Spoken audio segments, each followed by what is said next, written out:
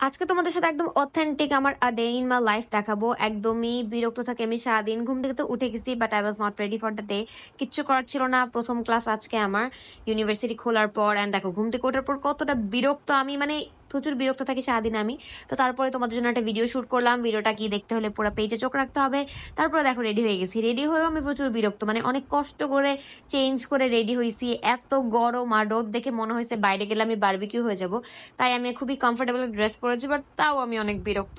তোমরা কে কে আমার মতো সকালে ক্লাসে যাওয়ার আগে এত বিরক্ত হো কমেন্ট করে জানাবা। যেতে যেতে আমি এত টায়ার্ড হয়ে গেছি যে একটা লেমু খাইছি। অ্যান্ড গিয়ে দেখি ইউনিভার্সিটি একটা সুন্দর প্রোগ্রাম হইতেছে, দেখে মনটা একটু ভালো হচ্ছিল, আবার এটা ভেবেও খারাপ লাগতেছিল কারণ আমার ক্লাস আছে। ক্লাসের জ্বালা এইসব প্রোগ্রাম অ্যাটেন্ডই করতে পারি না, তোমাদেরকে দেখাইতেই পারি না। তো যাই হোক, তারপরে হয়েছে আমার সাথে ডিজাস্টার। এত গরম দেখে আমি রাস্তায় যেতে যেতে একটা শপিং মলে ঢুকে পড়ছি। ঢুকে একটা ছাতা কিনছি। অ্যান্ড আমি লাইফে জীবনেও ছাতা কিনি না, এটা আমার ফার্স্ট ছাতা। তোমরা আমাকে কংগ্রাচুলেশন করো আমার প্রথম ছাতার জন্য। কিন্তু এই ছাতাটা এত ফালতু একটা ছাতা ছিল যেটাকে আমি ভাজি করতে পারিনি। পরে ছাতাটা যদি আমি চেঞ্জ করেছি, কোনটা নিয়েছি দেখাবো। তারপরে তোমাদেরকে এখানে দেখো বিভিন্ন স্টল ঘুরে ঘুরে দেখাচ্ছিলাম। এখানে 3-4টা স্টল ছিল। অ্যান্ড এই মোমোটা এত ফেমাস হয়েছে, মনে হয় আমি ক্যাম্পাসের সবার হাতে এই মোমোটা দেখছি। সবাই মজা করে এই মোমোটা খাইতেছিল। আমার ফ্রেন্ডরা দেখো এখানে মোমো খাইতেছে, অ্যান্ড আমিও একটু টেস্ট করছি, মোটামুটি ভালোই ছিল।